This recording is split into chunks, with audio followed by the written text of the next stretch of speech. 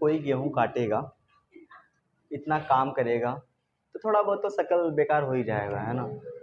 वैसे आप वीडियो में मत देखो, सच में देखो, है ना, आपके सामने है ना। भगवान ने इतनी अच्छी शकल दी है मुझे, है ना।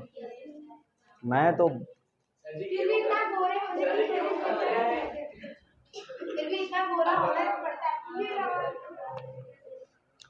वो लालच है ना, थोड़ा से अगर और गोरा हो जाएंगे तो और अच्छा रहेगा, समझ रहे हैं। चलिए तो स्टार्ट करते हैं ना, ठीक है, स्टार्ट करते हैं, है ना। हम लोग पढ़ रहे हैं बच्चा हैशटैग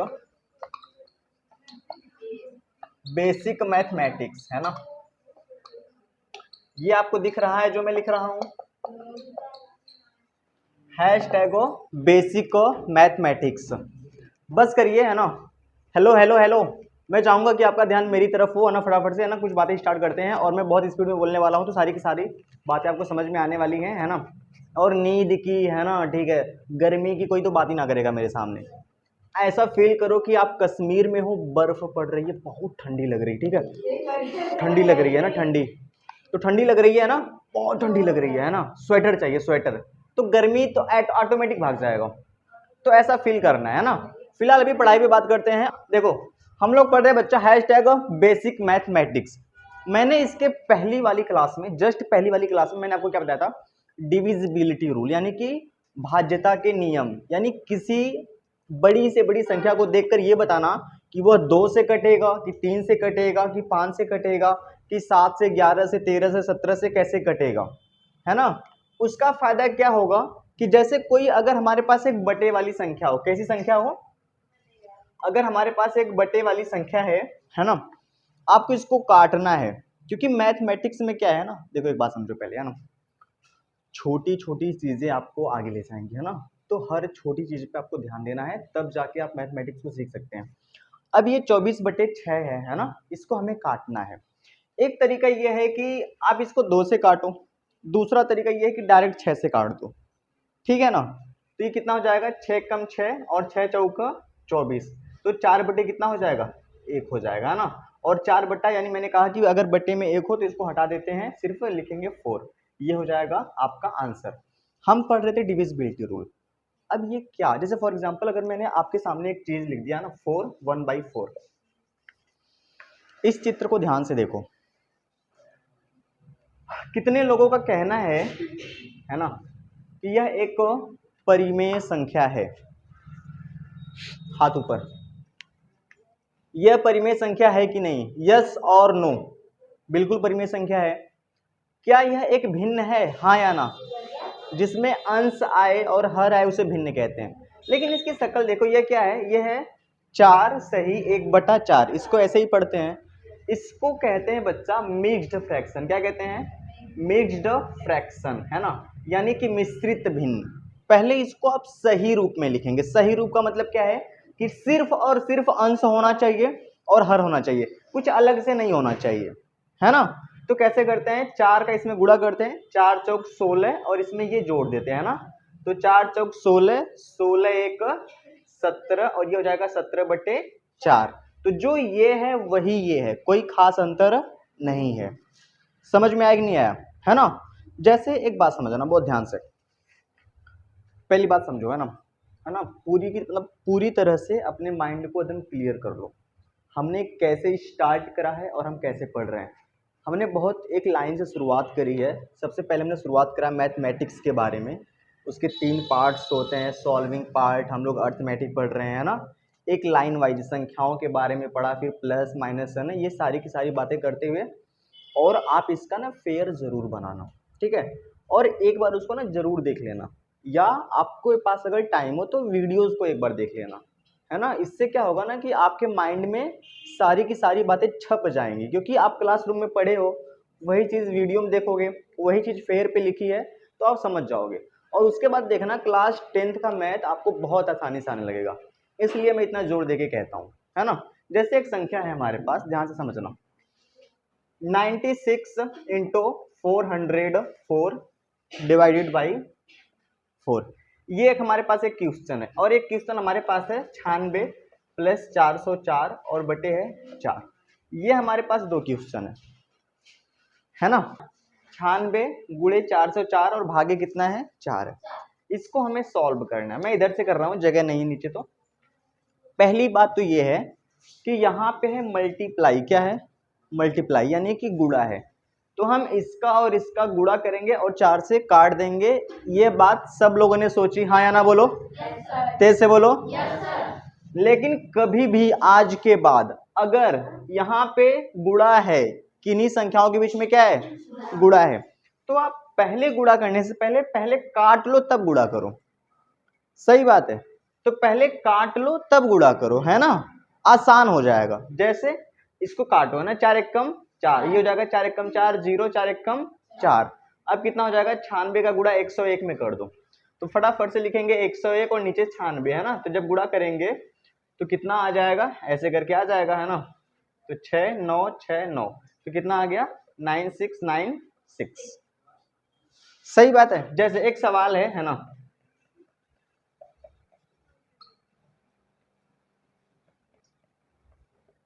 चलो इसका आंसर बताओ मुझे फटाफट।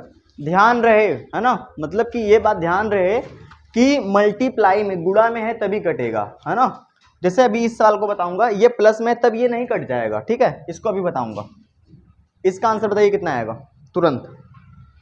यहाँ पे हम काटा पीटी सीख रहे हैं ना, कि किसी संख्याओं को कैसे काटते हैं। ये बहुत काम की चीज है।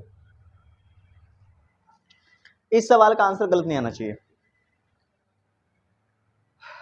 कोशिश करो है ना, कोशिश, और टेस्ट भी होगा।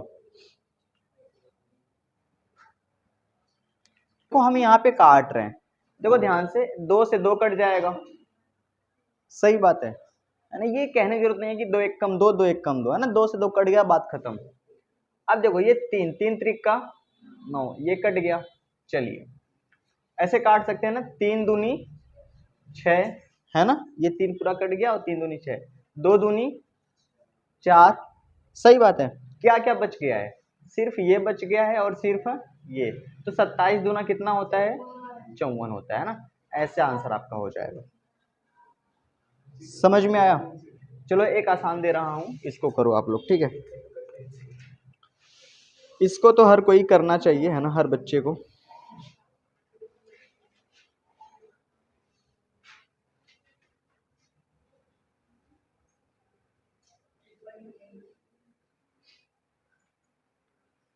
चलिए आसान करते हैं। अगर कभी भी देखो सुनो, बटे में है तभी कटेगा, ये इससे थोड़ी कटेगा। इसका इसके साथ गुणा है, भाग थोड़ी है ना। नीचे से ऊपर वाले को काटते हैं। समझ में आया। तो 7 से 7 कट गया, तो फिर 2 का 22 में गुणा कर देंगे तो 44 आ जाएगा। जब वो 2 नीचे होता तब तो काटते हैं, है ना। तो ये वो बातें है ना। चलिए आगे बढ़ते हैं। जैसे हमारे पास एक भाई साहब हैं x², ये चीजें बहुत अच्छी हैं। और हमारे पास बटे में x है। जैसे अंकों के साथ होता है वैसे अक्षरों के साथ होता है। अब यहाँ पे क्या है, इस x² का मतलब, अभी स्क्वायर के बारे में बताऊंगा। x² का मतलब कि ये 2 बार है। कितनी बार है 2 बार है ना। और बटे में यहाँ पे कितना है x, ठीक है। तो बेसिकली हम काटना सीख रहे हैं ना। तो एक x से एक x क्या हो गया कट गया, तो कितना बचा सिर्फ x बचा। जैसे एक सवाल है आपके सामने है ना, x² और y², और बटे में कितना है xy, हाँ या ना। यहाँ पे 2 बार x है, मतलब 2 ठो x है, यहाँ पे 1 ठो है। तो एक बार से एक बार कट गया, सिर्फ 1 ठो बचा है। एक बार से ये भी एक बार कट गया, तो कितना बार बचा है सिर्फ x और y बचा है। ये हर जगह पे होगा। समझ में आया कि नहीं आया, है ना। अब जैसे मान लेते हैं कि यहाँ पे अमन है और स्वीस है, ठीक है। और नीचे मान लेते हैं अमन है और अमन का स्क्वायर है ना। तो क्या होगा, इस अमन से ये कट जाएगा एक, तो क्या बचेगा S/A, स्वीस बटे अमन। ये हर जगह लगता है, ये चीजें हमें सीखनी पड़ेंगी, है ना। इसका आंसर कितने लोग बता पाएंगे? चलिए, इसका आंसर कितना आएगा देख के बताइए। y, x से x कट जाएगा, क्या होगा? y। अब ध्यान से समझना, इसके और इसके बीच में हमेशा क्या है? गुणा। कभी ऐसा मत कहना कि सर जी x माइनस वाई है और बटे में x है तो ये इससे कट जाएगा। अरे ये इसके साथ माइनस में है ना। तो अगर माइनस में हो या प्लस में हो तब नहीं कटेगा, ये गलत तरीका है। अगर गुणा में हो तभी कटेगा। मुझे ये बताइए 5 माइनस अंडर रूट 3 ये परिमेय है कि अपरिमेय? अपरिमेय, सही बात। अगर मैं आपसे ये पूछ लूं 3 करड़ी में 2 और बटे 3 ये परिमेय है कि अपरिमेय? पक्का? सही बात है, ये अपरिमेय ही है। हाँ, लेकिन फिर भी मैं ये आपको ये सिखा रहा था कि ये 3 से 3 क्या हो जाएगा? कट जाएगा और यहाँ पे कितना बचेगा? करड़ी में 2, और करड़ी में 2 क्या होता है? अपरिमेय। लेकिन अगर ऐसा सिचुएशन हो तो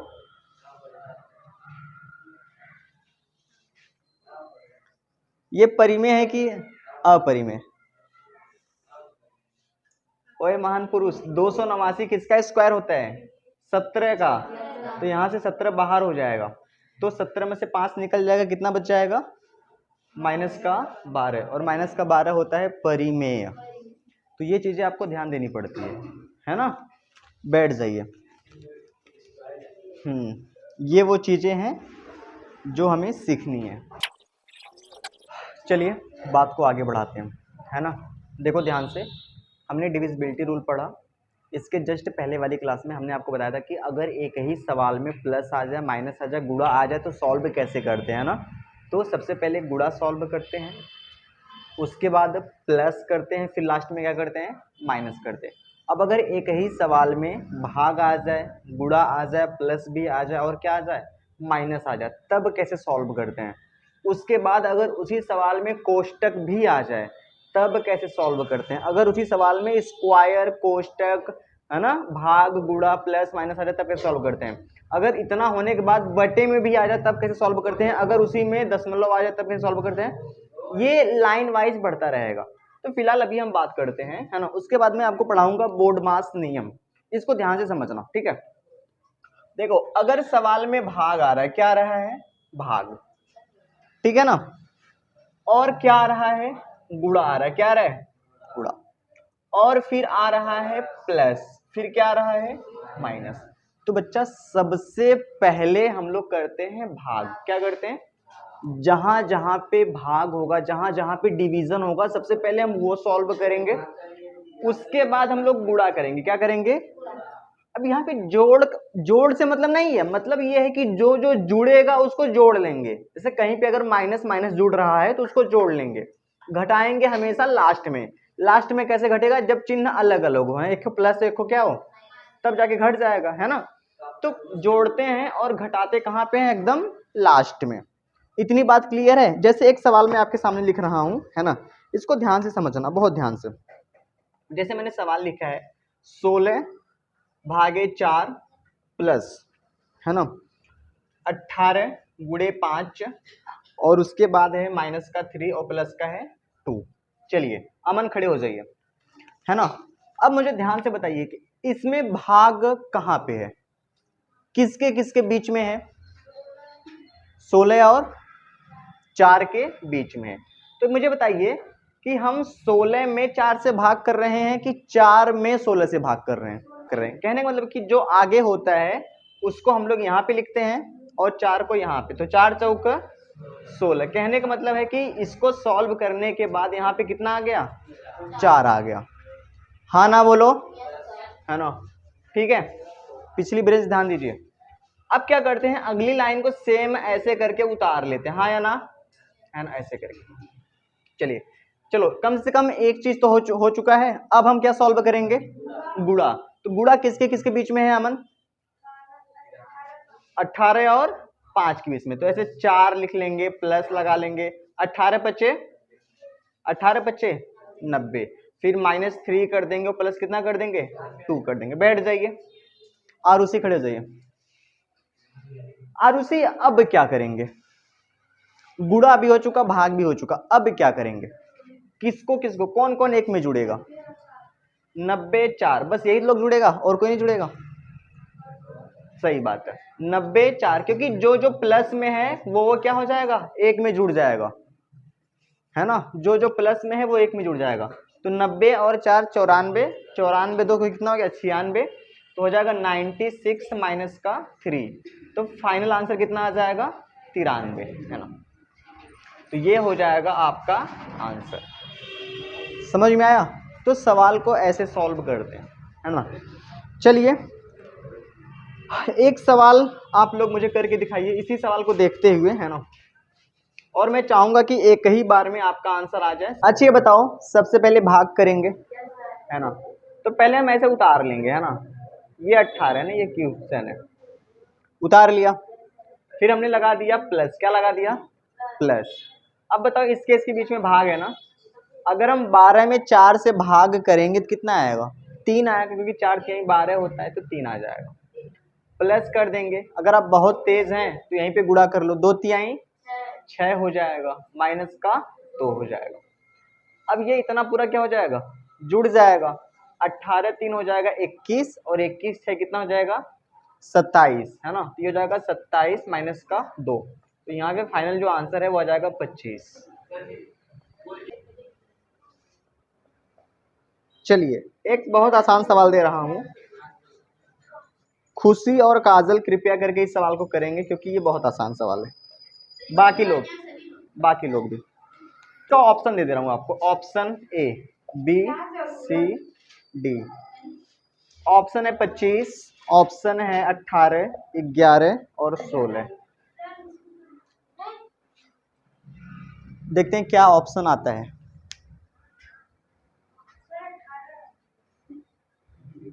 बक कर लिए,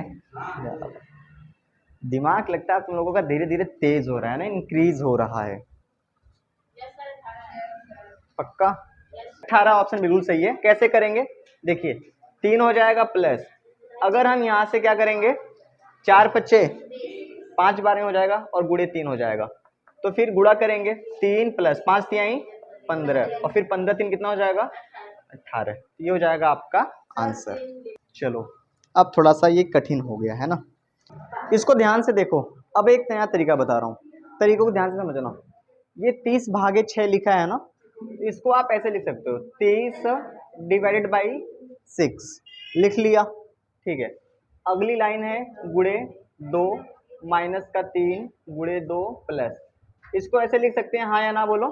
भाग में तो बटे में लिख सकते हैं ऐसे, 6 पचे कितना हो गया 30 हो गया, है ना। इसको एक कम कहने की जरूरत नहीं है, 6 पचे 30 हो गया। 2 छंग कितना हो गया 12 हो गया, तो कितना बचा है 5 गुणे 2 माइनस 3 गुणे 2 और प्लस कितना हो गया 6। किसके किसके बीच में गुणा है, एक को यहाँ पे है, एक को यहाँ पे है। 5 दूनी 10 और 2 तिहाई 6 प्लस का 6, तो ये देखो प्लस का 6 माइनस का 6, ये से कट जाएगा, तो कितना आ जाएगा 10।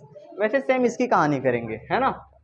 माइनस 10 है बटे कितना कर लेंगे 5 गुणे माइनस 6 माइनस का 4।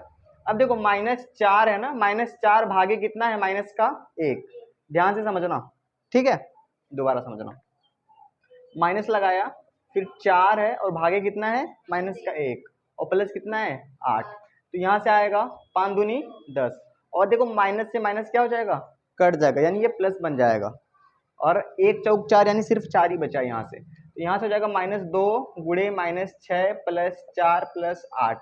अगर बताओ इसका गुणा करेंगे तो क्या होएगा, ये प्लस है, 12 प्लस में आ जाएगा, प्लस 4 ये प्लस में है, और प्लस का 8, है ना। तो 12 4 16 और 16 8 कितना हो जाएगा 24, है ना। तो ये हो जाएगा आपका आंसर, है ना। ऐसे सवाल को करना है, क्लियर है। चलिए तो कुछ होमवर्क लिख लीजिए जिसको आप घर से करके आएंगे। चलिए ये 7 सवाल लिख लीजिए, है ना। ये है आपका होमवर्क, ठीक है ना। हर बच्चा इसको सॉल्व करके आएगा।